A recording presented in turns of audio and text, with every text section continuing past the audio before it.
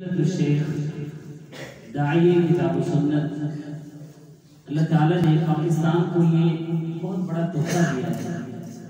दुआ कीजिए अल्लाह कदम कदम पे इनकी हिफाजत फरमाए और इनकी खिदमत जलीला को अल्लाह अपनी बारगाह में कबूल फरमाए। जमात अहले हदीस के लिए, पाकिस्तान के अहले इस्लाम के लिए ये बहुत बड़ी नेमत है।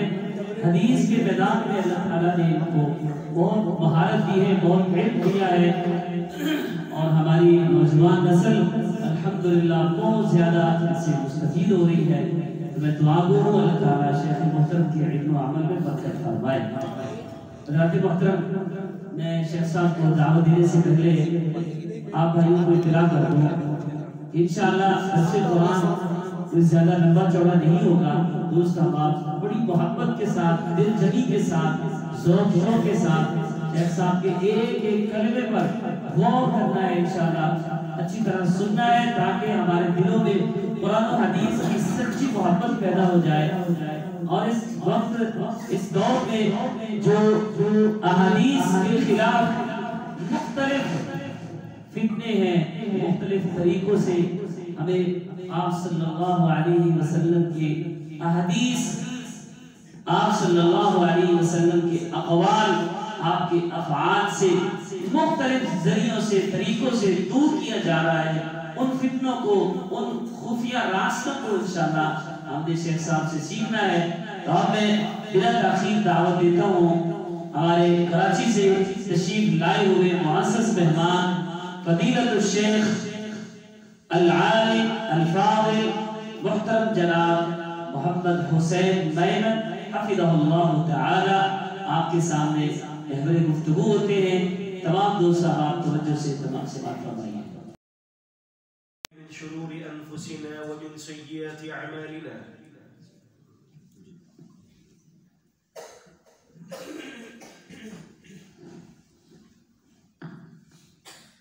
मन यहदिहिल्लाहु फला मुदिल्ल लहु व मन युद्लिल फला हादिय लहु व अशहदु अल्ला इलाहा इल्लल्लाहु वहदहु ला शरीका लहु व अशहदु अन्ना मुहम्मदन अब्दुहु व रसूलुहु।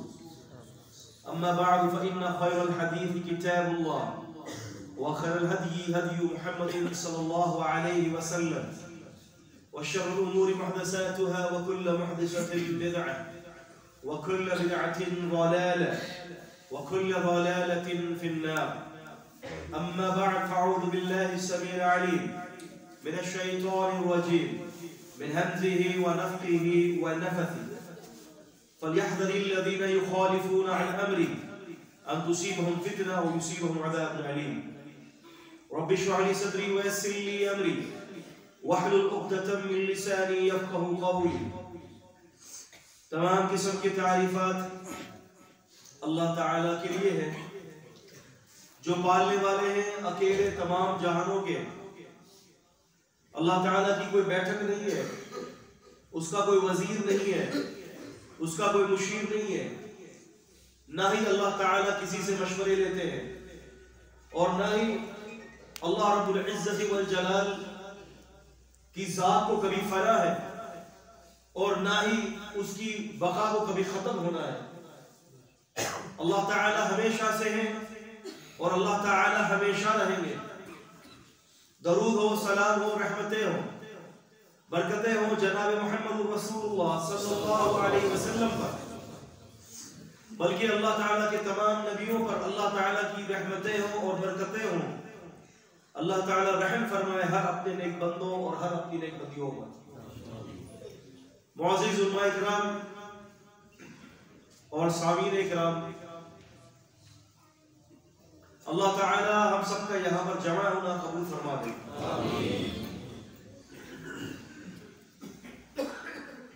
इस उम्मत के अंदर अगर बात फितरों की जाए तो इस उम्मत के अंदर फितरे रसूलुल्लाह सल्लल्लाहु अलैहि वसल्लम की हयात तय्यबा में ही नमूदार हो चुके थे। और उम्मत के अंदर दीन इस्लाम को खोखला करने के लिए एक नहीं, दर्जनों नहीं, सैकड़ों फितने वजूद में आए। अफकार और नजरियात के फितने, साजिशों के फितने, मज़ाहिब और मसालिक की शिकल के अंदर फितने, मुखालफत का फितना, मसालिक को बचाने का फितना, कुरान और हदीस को नीचा करके अपने आइम्मा के अक़वाल को ऊपर करके उनके दिफा का जामे पहनाना, दीन इस्लाम को नुकसान पहुंचाना, दीन इस्लाम की इस्तिलाहात को तब्दील करने का फितना, ये सारे फितने कोई नए फितने नहीं है। बल्कि अगर कहा जाए तो यूं समझ लें कि ये तमाम फितने आज मौजूदा दौर के अंदर जितने नजर आ रहे हैं, इन फितनों की इब्तिदा यहूद और नसारा ने नबी पाक सल्लल्लाहु अलैहि वसल्लम की हयात तय्यबा में ही शुरू कर दिया था। लेकिन आप जानते हैं कि बसा औकात इन लोगों को मौका नहीं मिल सका, लेकिन जिस वक्त इनको मौका मिला है, इन्होंने कोई मौका अपने हाथ से जाया नहीं किया। इमाम मुस्लिम रहमतुल्लाहि अलैहि सही मुस्लिम में जिक्र फरमाते हैं, हदीस का नंबर है रक़मुल हदीस 1064। नबी करीम सल्लल्लाहु अलैहि वसल्लम तशरीफ रखते हैं और आप कुछ माल लोगों के दरमियान तकसीम कर रहे हैं,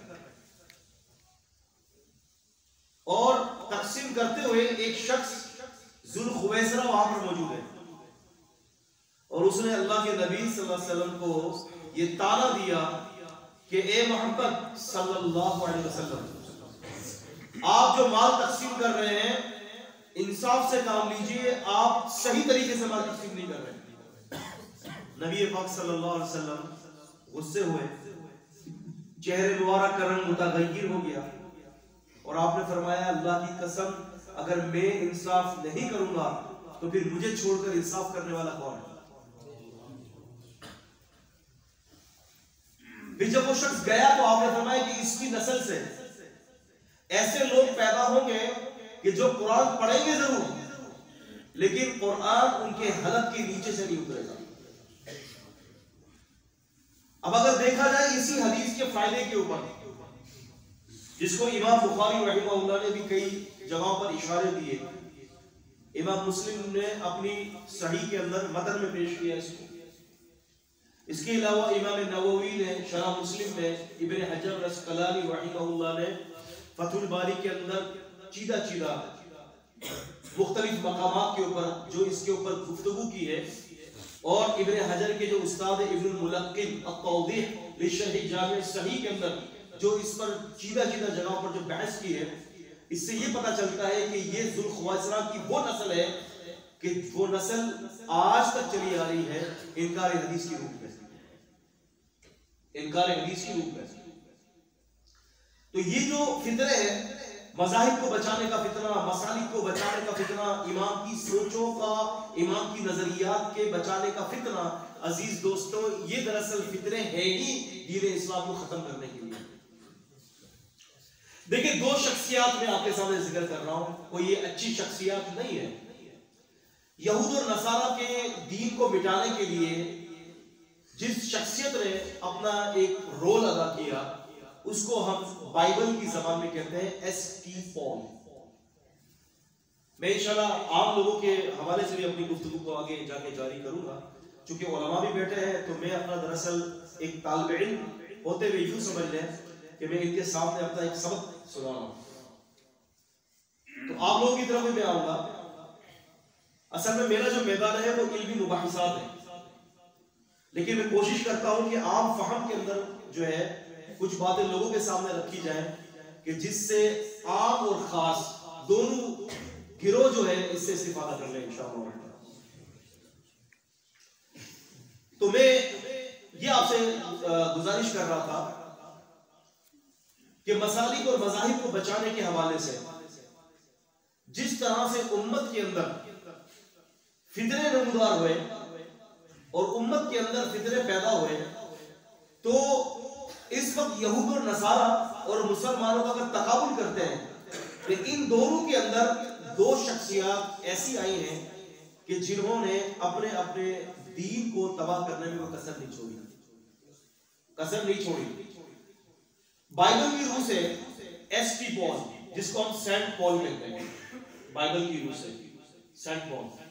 सेंट पॉल एक ऐसी शख्सियत थी कि जिसने यहूदियत को, तौरात को और ईसाइयत को और इंजील को तबाह और बर्बाद करने की ठान ली थी। यह दुश्मन था यहूदियत और नसरानियत का। यहूद और नसरानियत की दो किताबें हैं इस वक्त बाइबल के अंदर। अगर आप बाइबल की स्टडी करते हैं तो इसके दो बड़े बड़े हिस्से हैं। एक जो है वो ओल्ड टेस्टामेंट, पुराना अहदनामा, और एक है न्यू टेस्टामेंट, नया अहदनामा। पुराने अहदनामे को तौरात कहा जाता है, याद रखिएगा, और नए अहदनामे को इंजील कहा जाता है। नए अहदनामे के अंदर जब आप पढ़ेंगे ना तो ईसा अलैहिस्सलाम के हवाले से जो बातें की गई हैं वो बातें मुख्तलिफ हैं जो मूसा अलैहिस्सलाम के हवाले से बातें की गई हैं। फॉर एग्जाम्पल खतना करना जो है वो इंजील के अंदर जो है उसकी ममानियत है, खतरे करने की। और इसी तरह से जो है वो आप अगर तौरात के अंदर यानी पुराना अहदनामा पढ़ते हैं तो उसमें लिखा हुआ है किताब इस्तिस्ना के अंदर, बुक ऑफ डिटोनॉमी में, औ शमा इज़राइलो अदहीम अदहद, ये हिब्रू ज़बान की कोटेशन है। ओ शमा इज़राइलो, ए बनी इस्राइल, तुम्हारा एक ही रब है, उसके सिवा तुम्हारा कोई माबूद और तुम्हारा कोई और रब नहीं है। ये अकीदा बता रहा है हमें, तौरात की ज़बान बता रही है।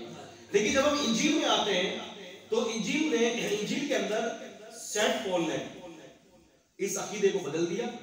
ईसा अलैहिस्सलाम के ऊपर उठाने के बाद 400 या 300 साल के बाद जो है तस्लीस का जो तसव्वुर था उसने उम्मत के अंदर शामिल कर दिया।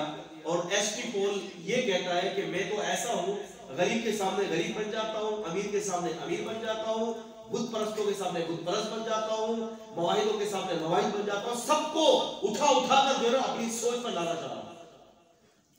तो इसने अपना काम पूरा किया। और आज आप जानते हैं कि इस वक्त इतना बड़ा फितना जो अकीदा तौहीद के खिलाफ, जो सबसे बड़ा फितना जो है वो ईसाइयत है। और तस्लीस का जो अकीदा उसने जो है बाइबल में जो इसके अंदर जो है तराशा है, बिल्कुल इसी को कॉपी करने वाला आज यानी नबी पाक सल्लल्लाहु अलैहि वसल्लम के बाद सैयदना अमीरुल मोमिनीन अली रज़ियल्लाहु अन्हु के दौर में एक शख्स पैदा हुआ था, वो था अब्दुल्लाह बिन सबा। कौन? अब्दुल्लाह बिन सबा। ये फाउंडर था रावजियत के मजहब का। रावजी शिया इतना खतरनाक नहीं होता जितना रावजी खतरनाक होता है, याद रखिएगा।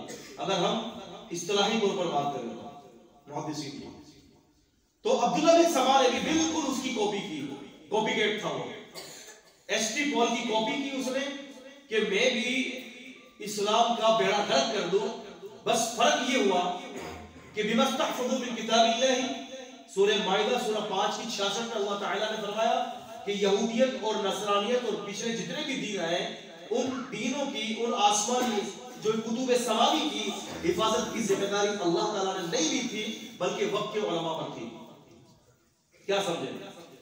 यक्तुबुल किताब बिअयदीहिम, किताब अपने हाथों से लिखते, फिर क्या कहते हुआ मिन इंदिल्लाह, कि ये किताब अल्लाह की तरफ से है, लियश्तरू बिही समनन कलीला, ताकि उसके जरिए कुछ मुनाफा हासिल किया जाए। फिर अल्लाह ताला ने आगे इसके बारे में फरमाया कि इनके लिए हाथों के लिए बर्बादी है और खराबी है बिमा यक्सिबून, जिससे वो कमाते हैं। ये पूरी बात अल्लाह ताला ने सूरह बकरा सूरह नंबर 2 की आयत नंबर 78, 79, 80, 81, 82 हत्ता के ये सूरह बकरा का पूरा पारा जो है वो यहूदियत के हवाले से अल्लाह ताला ने हमें समझा दिया। और ईसाइयत के अंदर हवाले से समझना है तो सूरह माइदा को देख लें, वो ईसाइयों का अकीदे का पाश कर रही है और यहूदियों का अकीदे को पाश करने वाली सूरत सूरह बकरा का पहला पारा है, मन शाअ फलियरजि'हुना। तो फिर उसने क्या किया कि उसने फिर तस्लीस का तसव्वुर दे दिया। उन्हें आपको बड़ी की एक ऐसी अजीब बात, मतलब कमाल की बात, शायद पता नहीं आपको पता हो कि ना पता हो, 50 साल पहले बाइबल का एक नुस्खा छपा, standard revised version. Standard revised version यानी ऐसा मयारी वर्जन जिसको इन्होंने रिवाइज किया है, दोबारा इसको जो है ना असर नौ उसकी तहकीक की है। उसके वाला फिक्रा जो बाइबल के अंदर मौजूद है कि पूरी जमीन और आसमान को चलाने वाले खुदाबंद करीम यसू मसीह और जो है वो मरियम है, इन्होंने उस फिक्रे को उठाकर फेंक दिया।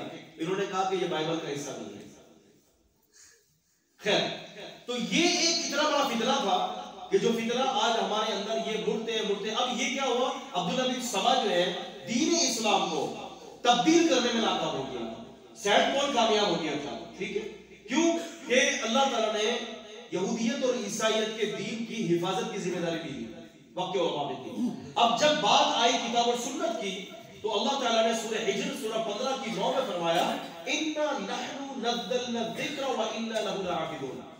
इसका तर्जुमा जो है उर्दू ज़बान की बस की बात नहीं है कि इसका तर्जुमा सही कर पाए, नहीं है, उर्दू के अंदर वो ज़बान नहीं। आप देखें इन्ना जमा मुतकल्लिम, नहनु जमा मुतकल्लिम, नज़्ज़लना जमा मुतकल्लिम व इन्ना लहु लहाफ़िज़ून, यहां भी जमा मुतकल्लिम। 4 जगहों पर अल्लाह ताला ने अपनी ज़ात बारी तआला के लिए जमा मुतकल्लिम को खिताब बनाया, यानी बात के अंदर हसन, पुख्तगी और कुव्वत को पैदा करने के लिए दुनिया की कोई ज़बान इस आयत करीमा का सही तर्जुमा करने की ताकत नहीं है। लेकिन फिर भी टूटा फूटा जो तर्जुमा है वो ये है, हमने इस दीन को उतारा। आपने अक्सर तर्जुमे में ये देखा होगा, हमने इस किताब को उतारा। ये तर्जुमा जो है तो ठीक किसी मानों में, लेकिन मकसूद और ऐसा तर्जुमा नहीं है कि जिसको हम कहेंगे कि बिल्कुल सही तर्जुमा। इसका तर्जुमा ये सही कि हमने इस दीन को उतारा और इसकी हिफाजत की जिम्मेदारी भी हमारे ऊपर है। तो आज आप देखते हैं, हम भी देखते हैं कि कुरान और हदीस अपनी जगह पर अटल है। ठीक है भाई, तो बात ये हुई कि अब ये लोग यहूद और नसारा इस दीन को तो बदल नहीं सके, तो इन्होंने क्या किया, इन्होंने यहूद और नसारा ने आगे जाकर इस दीन के अंदर मज़ाहिब को पैदा कर दिया, फिरकों को पैदा कर दिया, मसालिक की जो है वो बुनियादों को इन्होंने बनाया कि उम्मत को किसी को मुअतज़िली जो है वो अफकार और नजरियात में डाल दिया, उम्मत जो है कहीं से जो है सूफी नजरियात में चली गई, उम्मत जो है वो जहमी नजरियात की हामिल हो गई, उम्मत जो है किसी और नजरियात की हामिल हो गई। इस तरह से उम्मत के अंदर अगर फिर वल मज़ाहिब बातिला फिल मुआसिरा ही देखा जाए तो इस वक्त मुसलमान उम्मत के अंदर 70 से ज्यादा जो है वो ऐसी जो है वो मज़ाहिब और फिरक और बातिला है जो दीन इस्लाम की बुनियादों को खोखला करने में लगे हुए हैं। कोई तावील कर रहे हैं। मैं कहता हूं कि बात अगर हम फिक्रों पे करें ना, एक उन्होंने मुझे 50 मिनट का टाइम दिया, मैं कोशिश करता हूं कि बात 50 मिनट में अपनी बात को मुकम्मल करूं। देखिए अजीज दोस्तों, मैं आम लोगों से भी कहता हूं कि फितरा जो होता है ना, एक सबसे बड़ा फितरा ये होता है कि हम दीन इस्लाम से दूर हैं या फिर हम दीन इस्लाम को समझने के लिए अपने मर्जी के उलमा को सुनते हैं और अपने मर्जी के स्कॉलर्स को सुनने के बाद तायुन करते हैं।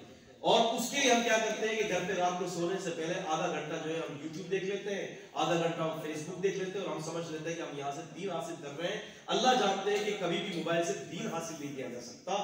दीन अगर हासिल करना है तो सहीहुल अकीदा अहलुल हदीस उलमा जो सहीहुल अकीदा होते हैं, जो टकसाली उलमा होते हैं, उनके पास दो जानू बैठकर कम अज कम दीन की जो है इम्तियाजी बातें और दीन की बुनियादी अहकामात तौहीद के बारे में मार्फत हासिल करना इंतहाई जरूरी है। अगर नहीं करेंगे तो फिर होगा क्या? अल्लाहु अकबर कबीरा।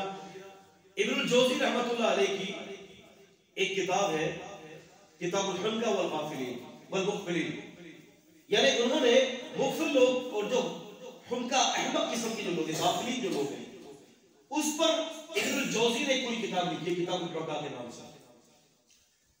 इसमें इन्होंने बाकायदा अब्वाब मुरतब किए हैं इमामों के बारे में, उलमा के बारे में, तालिब इल्मों के बारे में, कारियों के बारे में, आबिदों के बारे में, ज़ाहिदों के बारे में, सूफियों के बारे में, इस किस्म के लोगों के बारे में इन्होंने बाकायदा उलमा कायम किया और इन्होंने बताया कि इस किस्म के जो उलमा जो सही अकीदा नहीं होते, जो अपने जहन के मुताबिक दीन इस्लाम के हवाले से जो है स्टडी करते हैं और अपने ही जहन के मुताबिक लोगों को जो है वो दीन फैलाते हैं, तो वो खुद भी गुमराह होते हैं और लोगों को भी गुमराह करते हैं। अब मैं मिसाल देता हूँ, एक इधर से मिसाल देता हूँ और एक कहीं और से मिसाल देता हूँ।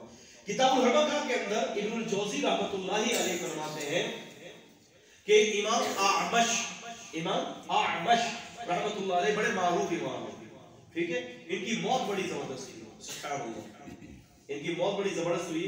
हाफिज इब्न हजर अल अस्कलानी रहमतुल्लाह अलैह ने ताज़ीम में फरमाया, बीमार हो चुके थे, शदीद बीमार हो गए थे, हत्ता कि इतनी बीमारी हो गई थी कि उठने की हिम्मत नहीं थी, लेकिन वो फरमाते कि इसके बावजूद भी जो है अपने घर वालों से लड़कर झगड़कर जो है वो नमाज पढ़ने मस्जिद ही जाया करते थे, हत्ता कि अल्लाह तबारक तआला ने इनकी इन्हीं नमाजों के शौक के अंदर इनकी रूह को कब्ज़ कर लिया। सुभान अल्लाह। इमाम आमश फरमाते हैं कि मैं एक जो है वो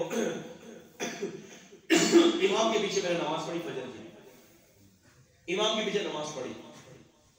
कहता है कि मैंने नमाज पढ़ी फजर की, उस इमाम ने फजर की नमाज जो है वो शुरू की तो सूरह बकरा पढ़ दी पहली रकअत में, और दूसरी रकअत के अंदर सूरह आल इमरान। पहली रकअत में सूरह बकरा, इससे मुराद ये है कि 282 आयतें ऐसे ही है, और दूसरी रकअत के अंदर सूरह आल इमरान पूरी 200 आयतें, यानी आप अंदाजा करें कि 482 आयतें फजर की नमाज में पढ़ा दी, हत्ता के सूरज जो है वो सूरज साहब जो है बाहर तशरीफ लेने क्या इन्होंने मूड बना लिया, यानी सूरज शुरू होने को आया।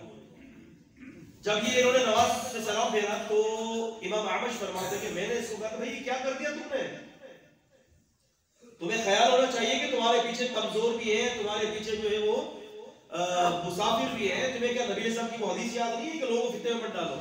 तो पता है ये आलिम साहब और इमाम साहब ने क्या जवाब दिया, कहते हैं या अय्युहल्लज़ीना इस्तईनु बिस्सब्रि वस्सलाह व इन्नहा लकबीरतुन इल्ला अलल खाशिईन, कि ईमान वालों नमाज और मदद के जरिए मदद चाहो, और ये नमाज पढ़ना बहुत भारी है सिवाय उन लोगों के जो आजिज़ी करते हैं। तो कहता है कि मैं आजिज़ करने वालों में से हूँ, आजिज़ी करने वालों में से हूँ, आप सब जो है बगैर आजिज़ी के लोगों आप पर ये नमाज भारी हो गई। आप देखें इमाम इब्नुल जौज़ी फरमाते हैं कि देखो कहां से कहां ले आया बात को। बहुत सारे ऐसे लोग होते हैं ना कि जो अपनी जो है ना अल्फाजों के अंदर बड़े बड़े नवाजिल होते हैं, गलत बात को भी ऐसी बात कर देंगे कि आप खामोश हो जाएंगे। अल्लाह ताला गनी की रहमत करे, मुझे याद पड़ रहा है ये आपके अबू ताहिर अस्सिल्फी रहमतुल्लाह अलैह, आपने शायद नाम सुना होगा, अत्तियुरियात जिन्होंने लिखी है, अबू ताहिर अस्सिल्फी रहमतुल्लाह अलैह, वो अपनी सनद से जो है ये कहते हैं कि ऐसा हुआ कि हारून रशीद का जो है ना अबुल अस्वद के साथ बातचीत हुई। हारून रशीद की अबुल अस्वद एक बंदा था, उससे बातचीत हुई, तो उसने ये कहा अबुल अस्वद ने कि मैं जो ना ईसा अलैहिस्सलाम की जो है ना मेरे पास वो मौजज़ात है। तो हारून रशीद ने कहा कि दिखा मौजज़ा, अगर तू मूसा अलैहिस्सलाम के जो है मेरे पास मौजज़ात है, मैं बगल में हाथ डालूंगा ना तो मेरा हाथ रोशन हो जाएगा। हारून रशीद ने बड़े मासूमाना अंदाज से कहा अच्छा तुम दिखाओ करके, कहते कि ऐसे थोड़ी दिखाऊंगा, मुझे ये बताओ कि फिरौन ने क्या बात कही थी कि मूसा अलैहिस्सलाम ने मौजज़ा दिखाया। तो हारून रशीद ने कहा कि फिरौन ने ये कहा कि अना रब्बुकुमुल आला, तो कहता है बस तुम ये बोल दो अना रब्बुकुमुल आला, अभी मेरे घर। आप समझ रहे हैं? तो इस किस्म के वो लोग हैं कि जो उम्मत को फितने और तबाहियों की तरफ ले जाते हैं। तो इब्नुल जौज़ी रहमतुल्लाह फरमाते हैं कि देखो इन लोगों से बचना चाहिए, तहज़ीर करना चाहिए, इन लोगों से बचना चाहिए कि ये वो लोग हैं जो उम्मत के अंदर फितना फैला रहे हैं। तो ये फितना उम्मत के अंदर पार्टियों में गिरोह में बढ़ते बढ़ते बढ़ते बढ़ते जब नए अफकार और नए नजरियात और जब तरक्कियाती दौर हो चुका तो फिर यहूद और नसारा ने हमारे खिलाफ मुख्तलिफ किस्म की साजिशें की। आप देखें मीडिया की साजिश, ऐसी ऐसी किताबों की साजिश कि जो किताबें हमें पढ़ने की नहीं होती वो हमें पढ़ने के लिए हमारे घरों तक पहुंचाया जाता है। हमारी औरतों को अलग मसरूफ कर दिया, हमारे बच्चों को अलग मसरूफ कर दिया, हमारे बूढ़ों को अलग मसरूफ कर दिया। दीन इस्लाम के अंदर आप ये देखें कि तालीम को कितनी अहमियत हासिल है, इल्म सीखने को कितनी अहमियत हासिल है कि आप मुझे ये बताइए कि नबी पाक सल्लल्लाहु अलैहि वसल्लम पर जो सबसे पहली ये सूरत उतरी है बिल इत्तिफाक मुफस्सिरीन, ठीक है, इब्ने कुतैबा ने भी इस पर बात की है कि वो पहली सूरत कौन सी है, इक़रा इक़रा बिस्मि रब्बिकल लज़ी खलक़ खलक़ल इंसाना मिन अलक़। है भाई, आप मुझे ये बताइए कि जब रसूलुल्लाह सल्लल्लाहु अलैहि वसल्लम पर ये सूरह अलग नाज़िल हुई और वहां पर फरमाया कि इंसान पढ़ना लिखना सीखे और इंसान को पढ़ना लिखना और बोलना अल्लाह ने सिखाया है, मुझे ये बताइए कि जिस वक्त नबी पाक सल्लल्लाहु अलैहि वसल्लम की बिअसत हुई क्या उस वक्त शिर्क नहीं था? उस वक्त शिर्क था? उस वक्त चोरी थी, जिना था, शराब थी, हर जुर्म जो है उस वक्त मौजूद था। सबसे बड़ा गुनाह तो ये था कि शिर्क की मौजूदगी थी, लेकिन अल्लाह तबारक व तआला ने पहली वही शिर्क की तरतीब में नहीं उतारी, पहली वही जो है अल्लाह ताला ने किसी और जराइम की तरतीब में नहीं उतारी, बल्कि अल्लाह ने पहली वही जो उतारी है वो इस बात पे उतारी है कि कलम के जरिए आप लिखना पढ़ना सीखें। पहली वही। इससे ये पता चलता है कि अगर हमें ये बता दिया जाता कि तुम तौहीद को इख्तियार कर लो, तो तौहीद के जरिए तौहीद तो आ सकती थी, लेकिन हर जुर्म खत्म नहीं हो सकता था। लेकिन इल्म और कलम और उसकी वाबस्तगी के साथ जो है हमें जोड़ दिया गया। इससे पता चला कि अकीदा तौहीद की सीखने से आती है। इसीलिए तारीख दिमश्क के जो मुअल्लिफ थे इमाम इब्ने असाकिर रहमतुल्लाहि अलैहि, वो फरमाया करते थे कि जिस बंदे को जितनी अल्लाह से मोहब्बत होगी वो इतना ही अल्लाह ताला की तौहीद के इल्म को हासिल करेगा, इतना ही वो तौहीद के इल्म को हासिल करेगा।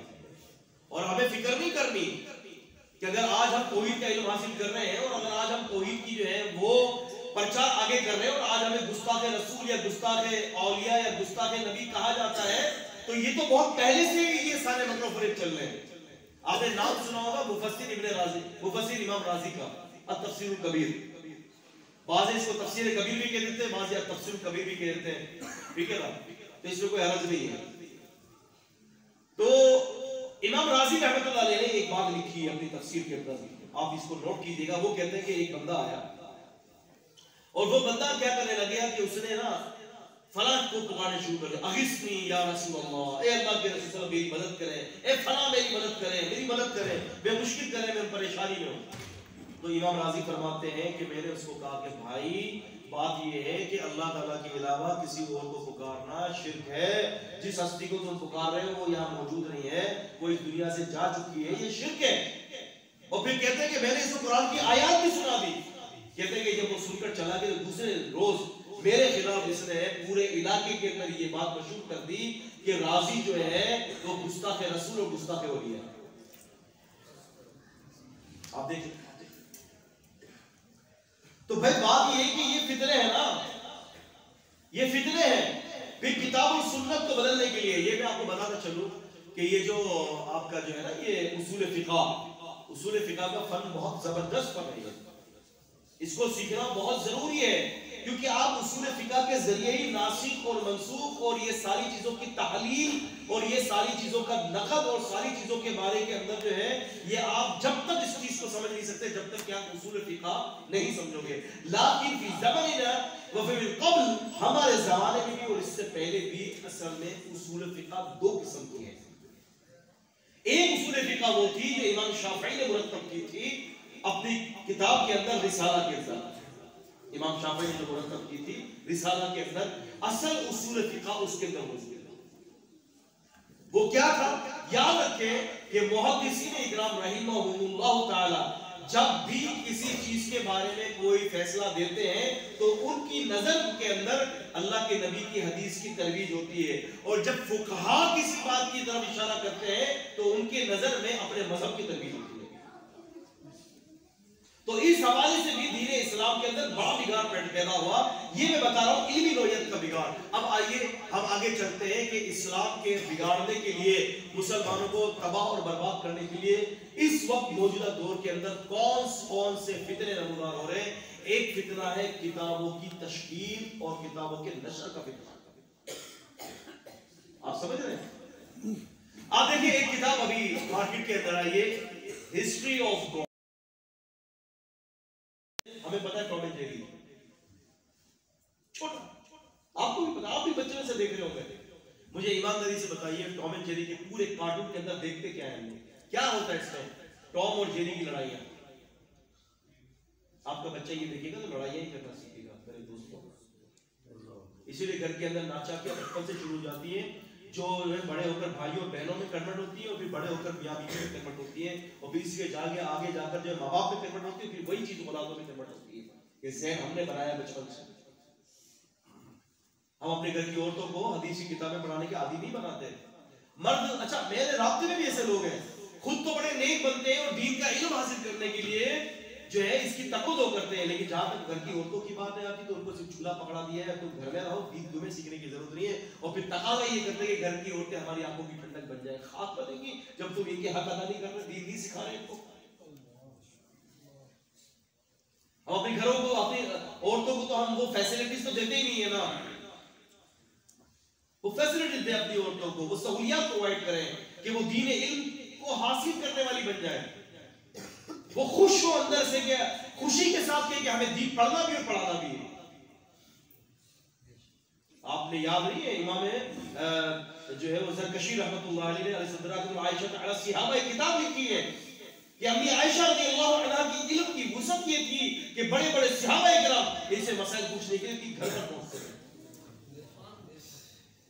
मुक्सरीन सहाबा जो है, इमाम सखावी ने फतहुल मुगीज़ में जो बताया है कि वो सहाबा जिन्होंने 1000 से ज्यादा रिवायात नकल की है, फरमाते हैं कि उनमें अम्मी आयशा भी है कि जिन्होंने 2200 अहादीस रिवायत की नबी पाक सल्लल्लाहु अलैहि वसल्लम से। अगर मैं आपके सामने अम्मी आयशा का तस्करा करूं तो वक्त बहुत ज्यादा दरकार है।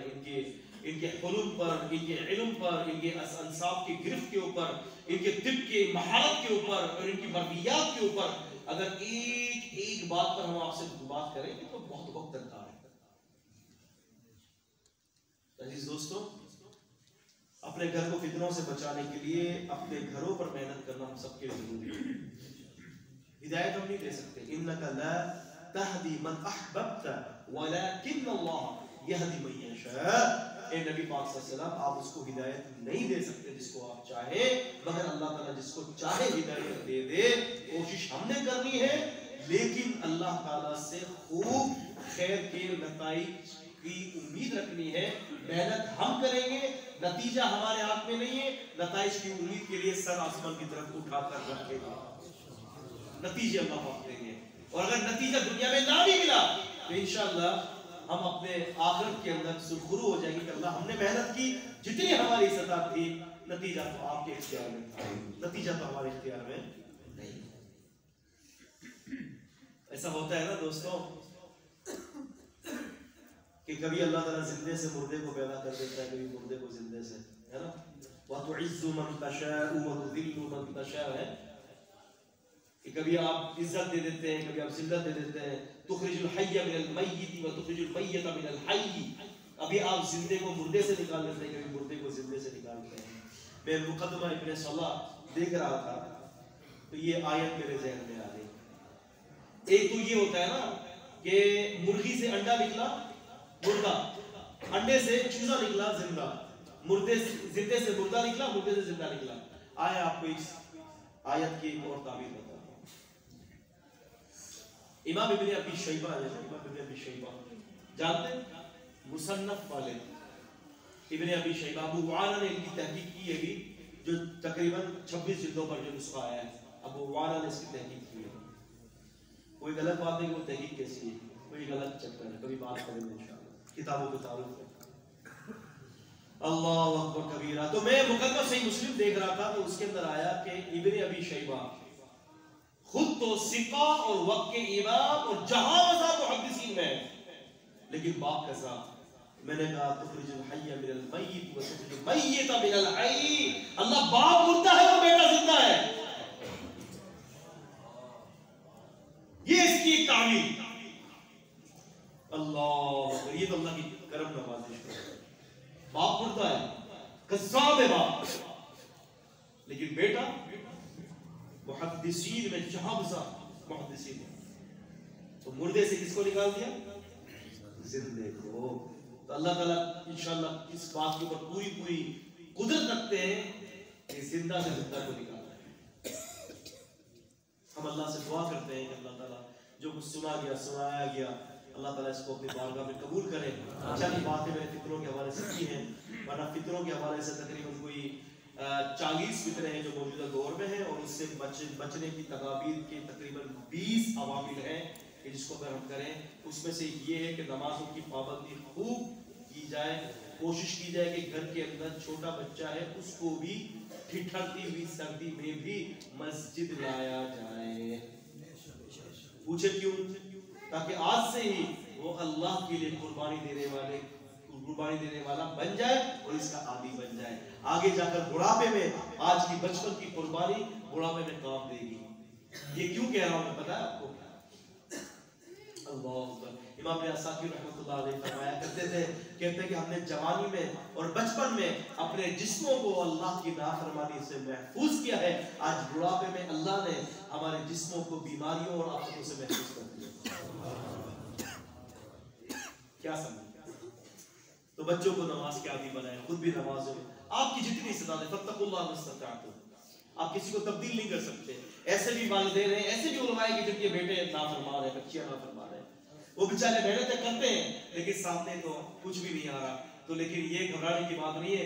वलनबलुवन्नकुम बिशैइन मिनल खौफि वल-जू'i व-नक़्सिन मिनल अम्वालि वल-अनफुसि वत-तमरात वबश्शिरिस साबिरीन।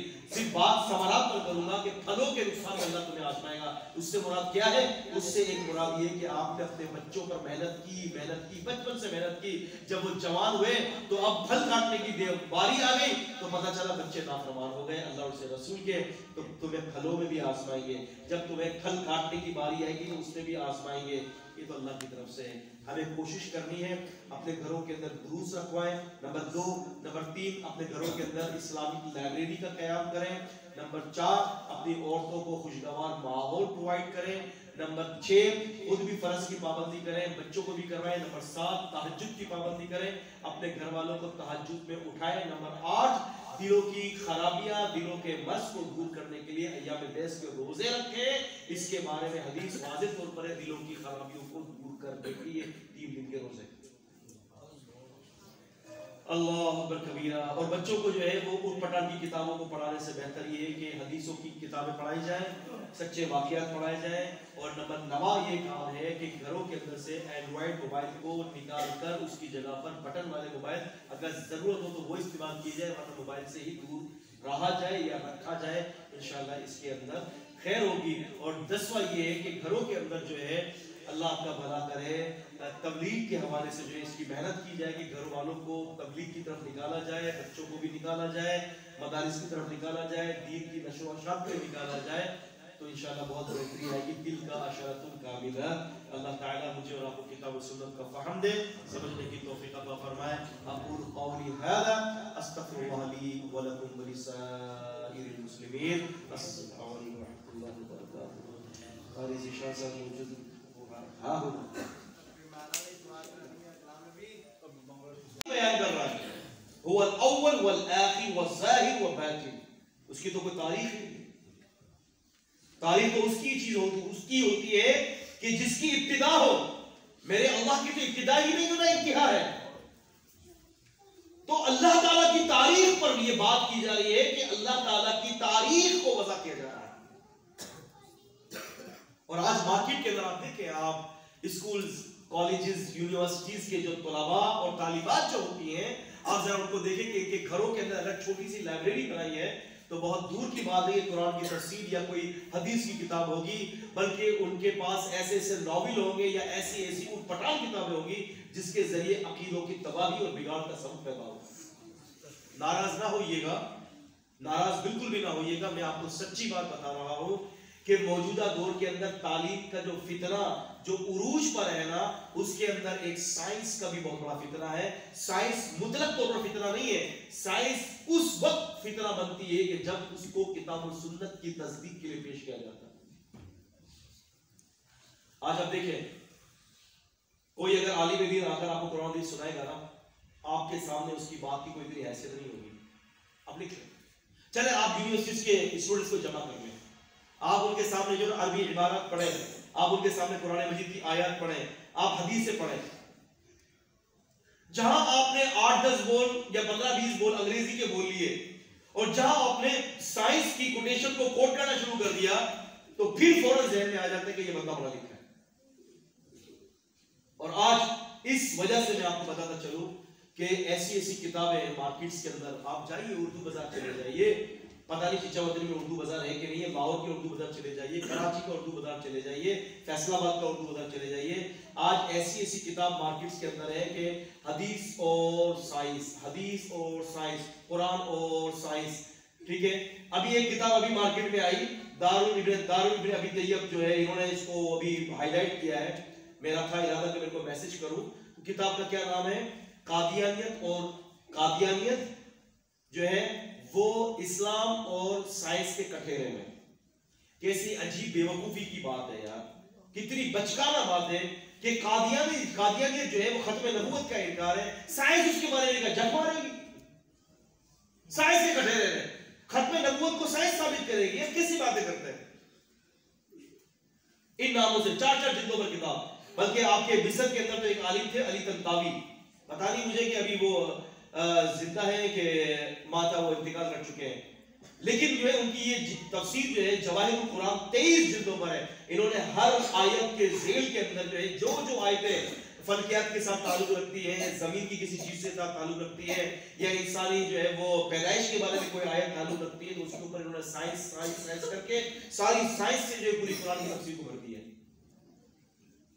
मुझे ये बताइए कि कुरान मजीद की तफसीर बिल राय मजमूम है। अगर तफसीर बिल राय कोई अच्छी, तो वो तफसीर बिल राय महमूद वो होती है कि जिसके अंदर राय दी जाती हो, लेकिन वो राय भी किताब और सुन्नत के साथ मिलती जुलती हो, उसको तफसीर बिल राय महमूद कहते हैं। ऐसा ही है। लेकिन साइंस तो ये राय से भी गई गुजरी है। साइंस को तो खुद को नहीं पता कि अभी हम आज ये हाँ कह रहे हो, आगे जाके ये साइंस बदल जाती है।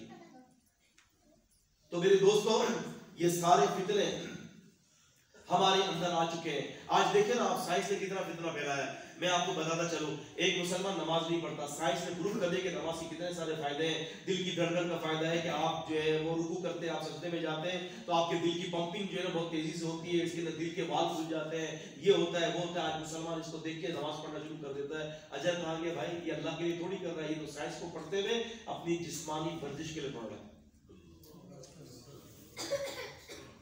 एवोल्यूशन एंड मॉडर्न साइंस, वजू और जदीद साइंस है। वो बेचारा वजू करता है और वजू के फायदे पढ़ने के लिए साइंस ने ये कहा कि आप थोड़ी पर जो है ना वो जो है आप यूं फेरेंगे तो आपके अंदर से जो है ना जो जर्सू में और जो बीमारियां हैं वो चली जाएंगी। और साइंस कहती है कि आप वजू करेंगे तो आपके मुंह के जरासीम चले जाएंगे, नाक के जरासीम चले जाएंगे। अब वो वजू तो कर रहा है, लेकिन वजू इसलिए नहीं कर रहा कि मेरे गुनाह जुड़ जाए, इसलिए कर रहा है कि साइंस ने इसकी तस्दीक कर दी है। अब ईमानदारी से बताइए अजर कहां गया? मुझे बताएं, आप समझ रहे मेरी बात को? तो उम्मत के अंदर आज ये भी एक बड़ा फितना है। मैं कराची के अंदर था, हमारे असातिज़ा में से थे, उन्होंने गुफ्तगू करते करते आगे कहने लगे कि ये देखें ये हदीस है और इसको जो है वो साइंस ने तस्दीक कर दी है, ये हो गया वो हो गया। मैंने कहा शेख आपने क्या कर दिया? मैंने कहा क्या मेरे अल्लाह के दीन को साइंस की तस्दीक की जरूरत है? अभी कुछ अर्से पहले मैं आपको बताऊं, हमारे ही रास्ते में कुछ लोग थे, 8 किस्म के लड़के थे कराची के अंदर।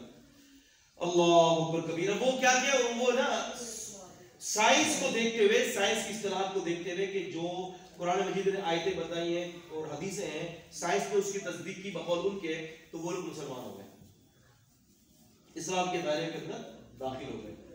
और यकीन जाने कि कुछ अरसे में ही, साल भर का अरसा नहीं हुआ, साइंस ने अपनी इस्तिलाह को बदल दिया और कहते हैं कि अब ये बात हमारी समझ में नहीं आ रही तो कुरान हदीस की है। वो दोबारा कुफर की तरफ चले गए और मुर्तद हो गए। आप अंदाजा करें, तो ये बिगाड़ है ना उम्मत का, ये उम्मत के अंदर बिगाड़ है। हमें पता ही नहीं है कि हम क्या करने जा रहे हैं, हमें नहीं मालूम। और इसके अलावा अजीजा ने गिरामी, मैं आपको ये बताता चलूं कि मोबाइल ने और इंटरनेट ने और ये जितनी भी फैसिलिटीज जदीद जो हमें दी गई है ना, इसने हमारे आमाल को भी तबाह कर दिया है। आप देखिए, मैं आपको एक बात बताता चलूं कि जो भी एंड्रॉइड मोबाइल लगता है इल्ला माशाल्लाह, आप ये देखिए कि वो अपने वक्त को किस तरह से फितने में डाला हुआ है। जो वक्त तिलावत का होता है, वो जब इबादत का वक्त होता है, हमने अस्सलाम वालेकुम रहमतुल्लाह, अस्सलाम वालेकुम सलाम फेरा और जेब से मोबाइल निकला और हमने व्हाट्सएप निकाल दिया। माफ कीजिएगा, ये कितना बड़ा फितना है आज हमारे लिए कि आज हमारी इबादत के अंदर रुखने डाले हुए ये एंड्रॉइड मोबाइल ने, कि अक्सर लोगों को ये देखा गया कि सलाम फेरते हैं, जिक्र अस्कार होता नहीं है और व्हाट्सएप और फेसबुक देख रहे हैं मस्जिद के अंदर बैठे हुए। और आप फिर ये देखें कि इस फितने ने हमें दीन इस्लाम से कितना दूर कर दिया है। हमें उलमा के पास बैठने से, बिल मुशाफा दीन इस्लाम को इल्म हासिल करने से हमें कितना दूर कर दिया है। आज आप देखें ना, आप देखें मोहम्मद अली मिर्जा से लोग दीन हासिल कर रहे हैं। इससे पहले गांधी से दीन हासिल किया गया। मोहम्मद अली मिर्जा और गांधी के दरमियान इसहाक झालवी से दीन हासिल किया गया। लोग इनसे दीन हासिल कर रहे हैं।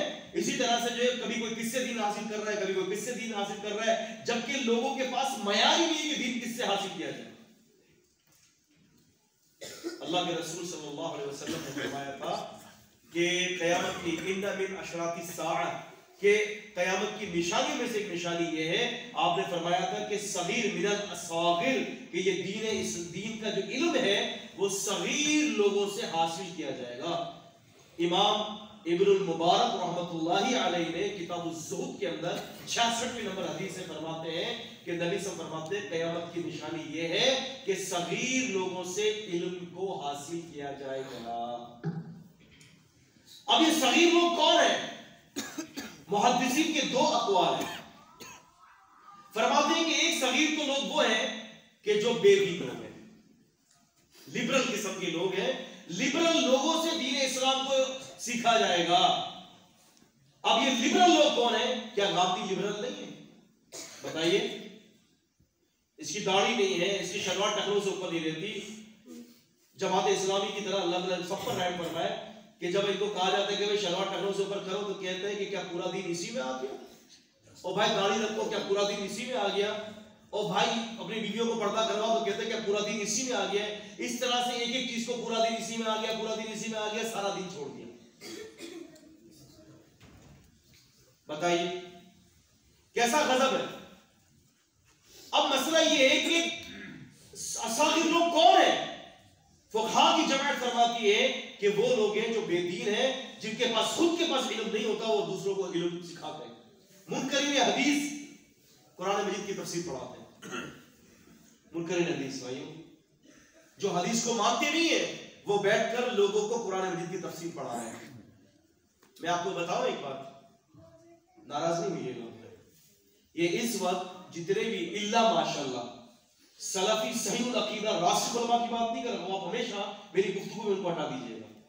मैं उन लोगों की बात कर रहा हूं कि जो दीन सिखाने बैठ रहे हैं, कुरान की तफसीर पढ़ाने बैठते हैं, जिनको हदीस का इल्म नहीं होता। कभी इत्तिफाक हुआ है इब्ने सल्लाह रहमतुल्लाह का मुकद्दमा पढ़ने का? कभी हुआ इत्तिफाक? मुकद्दमा तो इब्ने सल्लाह, कभी पढ़े आप इब्ने सल्लाह का जो मुकद्दमा है, पूरी किताब का नाम इन्होंने रखा है, ये मुआफ़क़तुल उलूम हदीस नाम है किताब का। आप इनके मुकदमे को देखें। इमाम इब्न सल्लाह रहमतुल्लाह अलैह ने मुकदमे के अंदर एक बड़ी शानदार बात कही है। वो ये कही है, कहते हैं कि जो कोई शख्स तफसीर पढ़ाने वाला हो, जो कोई शख्स फराइज पढ़ाने वाला हो, जो कोई शख्स किसी भी चीज को दीन इस्लाम की पढ़ाने वाला हो, अगर उस बंदे को उलूमुल हदीस के अंदर महारत नहीं है, तो फुक़हा ये कहते हैं हमारे नजदीक वो शख्स जो भी दीन का हिस्सा पढ़ाएगा वो खुद भी गुमराह होगा और लोगों को भी गुमराह करेगा। आप समझ रहे दोस्तों? वो खुद भी गुमराह होगा, दूसरों को भी गुमराह करेगा, इसलिए कि हदीस का फहम ही नहीं है इसको। क्योंकि अल्लाह के नबी की हदीस के जरिए ही कुरान समझा जाएगा। हमने आपकी तरफ इन्ना अंज़लना इलैका ज़िक्रा लितुबय्यिना लिन्नासि मा नुज़्ज़िला इलैहिम व लअल्लहुम यतफक्करून। सूरह नहल सूरह 16 की 44 में फरमाया, हमने ये जिक्र आपकी तरफ उतारा, ये कुरान आपकी तरफ उतारा, ताकि आप इसकी तशरीह कर दें लोगों के लिए, ताकि ये लोग गौर फिक्र करने वाले बन जाएं। पहले कुरान उतरा, फिर इसके बाद कुरान को सिखाने की बारी आई तो फरमाया नबी सिखाएंगे, तशरीह वो करेंगे, तबयीन वो करेंगे, तौदीह वो करेंगे, इसकी शरह आप हसब करेंगे, इसके इजमाल को जो है तफसील आप देंगे, इसके मुजमल आयतों की जो है बहस आप करेंगे। और फिर फरमाया कि इसके बाद नबी की हदीस के बाद लोग गौर फिक्र करने वाले बन जाए। कुरान को उतरने के बाद गौर फिक्र नहीं है, कुरान के उतरने के बाद युअल्लिमुहुल किताब वल हिकमा, तुम्हें किताब की तालीम नबी पाक सल्लल्लाहु अलैहि वसल्लम देंगे। वाओ यहां पर मुग़य्यरत के लिए है, तफसीरी नहीं है। हिकमत अलग है और किताब अलग है।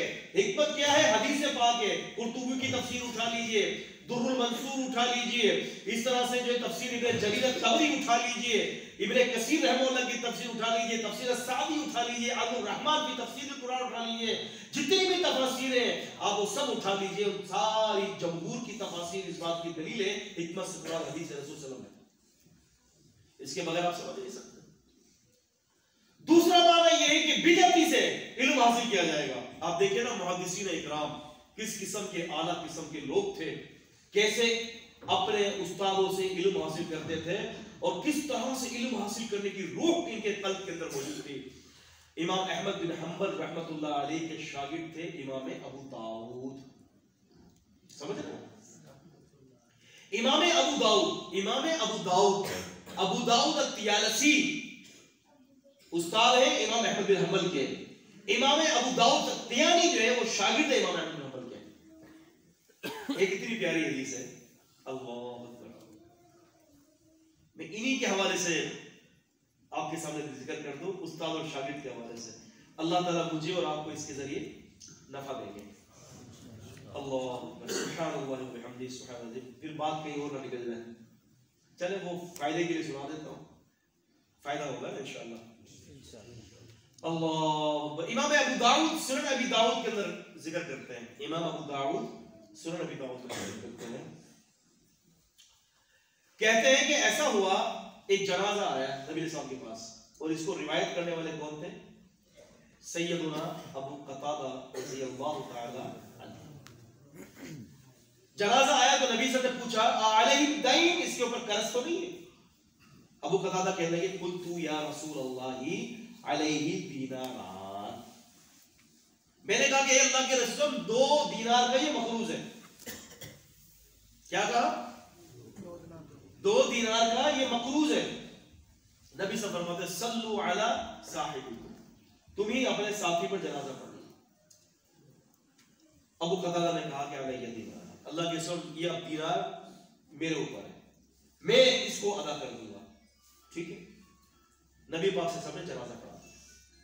इतनी हदीस इमाम अहमद बिन हंबल रहमतुल्लाह अलैहि के शागिर्द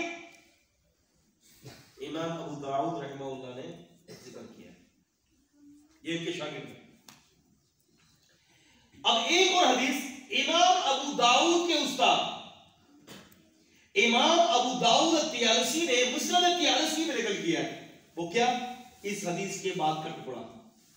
दूसरे दिन नबी पाक साहब के घर पे गए, ये हदीस पूरी सिहा में गई है, वाजिब में भी नहीं है, मसानी के अंदर सिर्फ मुस्नद अबी दाऊद अत्तियालसी में।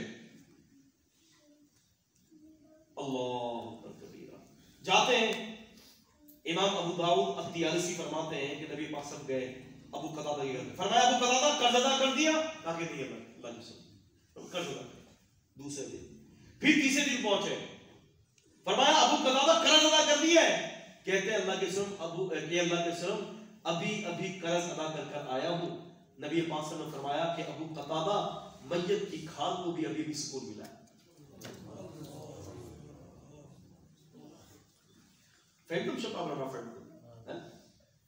अब ये है इमाम अबू दाऊद। तो मैं बता रहा था कि इमाम अहमद बिन हंबल के एक शागिर्द है अबू दाऊद और एक उस्ताद जी है अबू दाऊद, एक अत्तियानी है और एक अत्तियालसी है। अल्लाह, तो ये शागिर्द पहुंचे इमाम अहमद बिन हंबल रहमतुल्लाह के पास। ये वही इमाम अहमद बिन हंबल है, 7 लाख हदीसों के हाफिज थे और अल मौसूअतुल हदीसिया एनसाइक्लोपीडिया ऑफ हदीस रसूल सल्लल्लाहु अलैहि वसल्लम जो मुसनद इमाम अहमद के 52 जिल्दों पर अभी इस वक्त आई है, 30,000। मैं ये बताता चलूं, मेरी अभी टॉपिक नहीं है, कभी अल्लाह चाहेंगे तो कुतुब के तारुफ के हवाले से इंशाअल्लाह मैं तकरीर करूंगा, खुसूसन उलमा के नजदीक, उलमा के दरमियान कि जितनी भी ये कुतुब है ना उनका सही मानों में उसका जो तारुफ है, उसका जो लुबाब है, किस मकसद पर लिखा गया, क्या लिखा गया, इतनी सारी बातें करने की कसम से कि दिल चाहता है कि बंदा इल्मी मुबाहिसात को करता रहे। कभी अल्लाह ताला मौका देंगे तो मैं इंशाअल्लाह इस पर बात करूंगा। अल्लाह अकबर कबीर। तो मैं ये कह रहा था आपसे कि इमाम अबू दाऊद कहने लगे इमाम अहमद बिन हंबल रहमतुल्लाह को। अच्छा, मैं इमाम अहमद बिन हंबल के रहमत के हवाले से ये भी बात कहता चलूं कि एक बात मशहूर है कि मुसनद अहमद के बारे में कि 40,000 हदीसें इन्होंने जमा की और 10,000 हदीसें इनके बेटे अब्दुल्ला रहमतुल्लाह ने जमा की। याद रखें, ये मुस्तशरीकीन का फैलाया हुआ प्रोपेगेंडा है, ये गलत है। मुसनद अहमद के अंदर कभी भी कदीम और जदीद पुराने और सब नुस्खों को अगर मिला भी दिया जाए, शुएब अर्नाऊत ने, इमाम शाकिर ने और इन लोगों ने जो सब नुस्खे जमा किए हुए हैं, 30,000 से ज्यादा हदीसें तजावुज नहीं की। इसको नोट कर लीजिएगा, ये जरूरी बात थी। अल्लाह। तो मैं ये कह रहा था कि इमाम अबू दाऊद फरमाने लगे कि इमाम अहमद बिन हंबल अपने मसनद पर बैठे हुए थे, तो इमाम अहमद बिन हंबल रहमतुल्लाह अलैह को कहते हैं इमाम अबू दाऊद कि हजरत मेरे पास 5 हदीसें ऐसी जो आपके पास नहीं है। इमाम अहमद बिन हंबल रहमतुल्लाह उतर गए अपने मसनद से और कहा कि आप हमारी मसनद पर बैठिए और आप बैठने के बाद आप सबसे पहले हमें उन 5 हदीसों का इल्म देंगे, फिर हम आपको अपनी हदीसों का इल्म देंगे। कैसी आंसी थी आप बताएं। और मैं ये बताता चलूं कि भाई बात ये है कि बड़ी कुर्बानियां दी इन्होंने हदीस की खातिर। अच्छा ये मैं आपको नोट करवा दूं, हर मुहद्दिस फकीह होता है, हर फकीह मुहद्दिस नहीं होता है। हाँ, बड़े फकीह होते हैं, इनके फकाहत की क्या जवाहिर है। एक की किताब में मैंने पढ़ा था, ये आपके इमाम शाफई और इमाम मालिक के बारे में हम असर है, इमाम शाफई और इमाम मालिक रहमतुल्लाह। इमाम मालिक उस्ताद है इमाम शाफई में। मेरे ख्याल से बात ज्यादा लंबी तो नहीं ले गया, खत्म कर दूं? बस ये एक वाकया सुना के फिर अपनी बात को समेटता हूं। जी कुछ फितने रहते हैं। अरे सईद भाई, क़यामत तक के फितने रहते हैं, इतने फितने मैं बात करता हूँ इंशाल्लाह, सरसरी तौर पर बात करूंगा। ये मेरे ख्याल से वाकया आपको सुना दूं। असल में ये वाकया आपको बहुत कुछ देगा। मैं असल में जब ऐसा उलमा बैठे होते हैं ना, तो फिर ये होगा कि कुछ चीजें बयान करने में सबका जारिया की गर्ज और गायत से मुझे दिल चाहता है कि मैं इसको आगे पहुंचा ताकि मेरे लिए सबका जारिया बन जाए। इमाम शाफई और इमाम मालिक रहमतुल्लाह, इन दोनों के दौर की बात है। एक बंदा आता है इमाम मालिक से, कहता है कि मेरे पास है ना एक तोती है। तोती क्या कहता है? तोती है। शेख बोले तो तोता और तोती वो बोलती रहती है। इमाम मालिक को कहा कि वो बोलती रहती है, बोलती रहती है, बोलती रहती है, चुप भी नहीं होती। मैंने ना इसको 1000 दिरहम के अंदर मार्केट के अंदर फरोख्त कर दिया और कसम खाई कि ये तोती कभी भी चुप नहीं होगी। अगर चुप हो जाए तो मेरी बीवी को तलाक के बायना है, रजी नहीं बायना, दफा हो गई।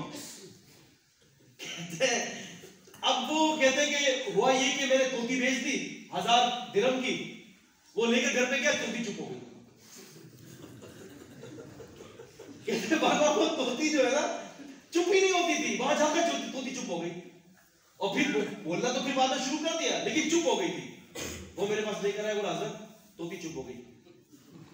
कह लगा मैंने पैसे तो उसको वापस कर दिए, लेकिन फिक्र ही हो गई कि बीवी का क्या होगा। तलाक के बायना की नियत कर ली। मैं इमाम मालिक के पास पहुंचा।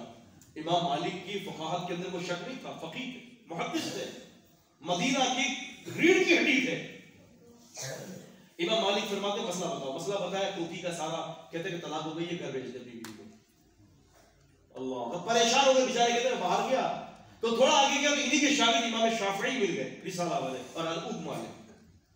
अल-उम जो है इमाम शाफई की वो किताब है कि जिसमें इनकी बहुत सारी जो है वो किताबें और भी शामिल हैं, जिस तरह कि इब्न तैमिया की अल-मजमू फतावा के अंदर इनकी बहुत सारी और किताबें भी शामिल हैं। अल्लाह तकबीर।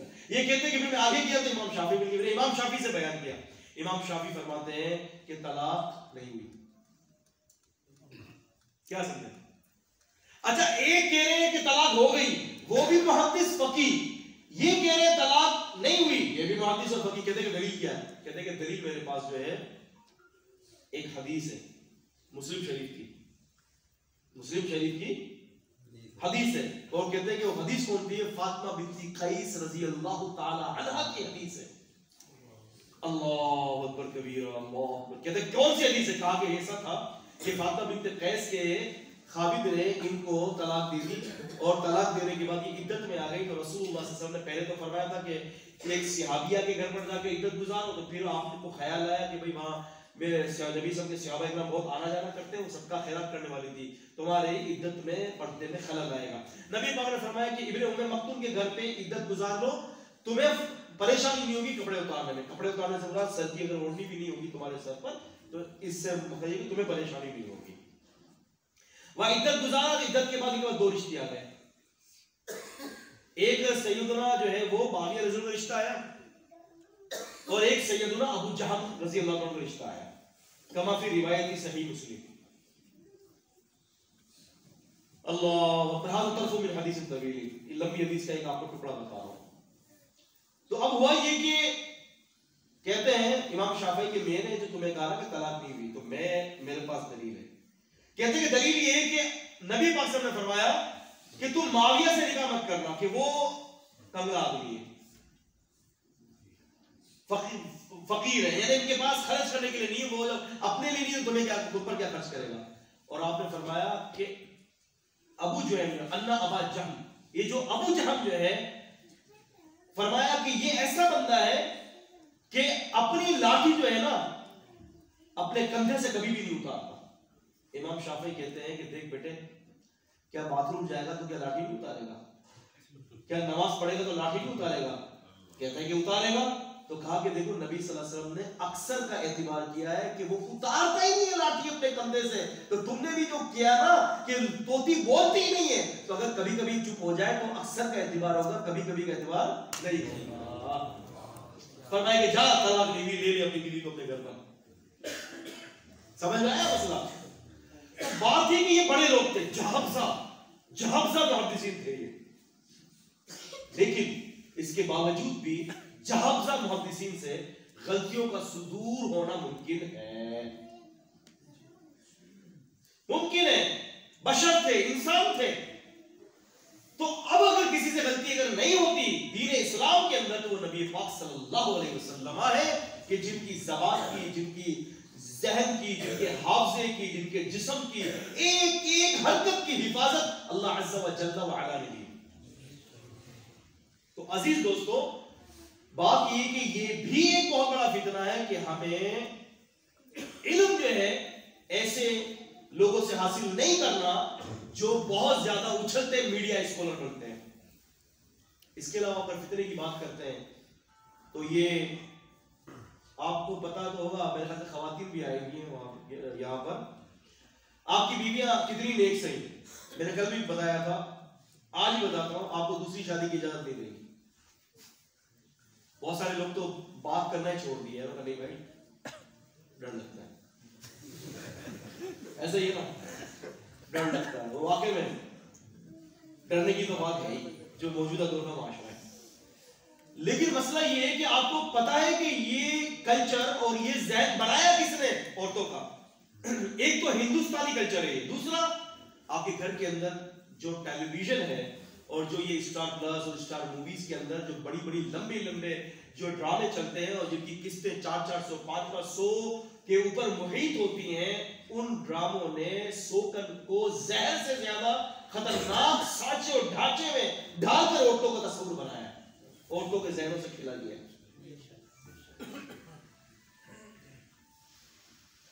जबकि मैं आपको ये बात बताता चलूं, अल्लाह अकबर, अल्लाह जानते हैं कि मेरे अल्लाह पाक का कोई भी हुक्म है ना, वल्लाही वो खैर के सिवा कुछ नहीं है।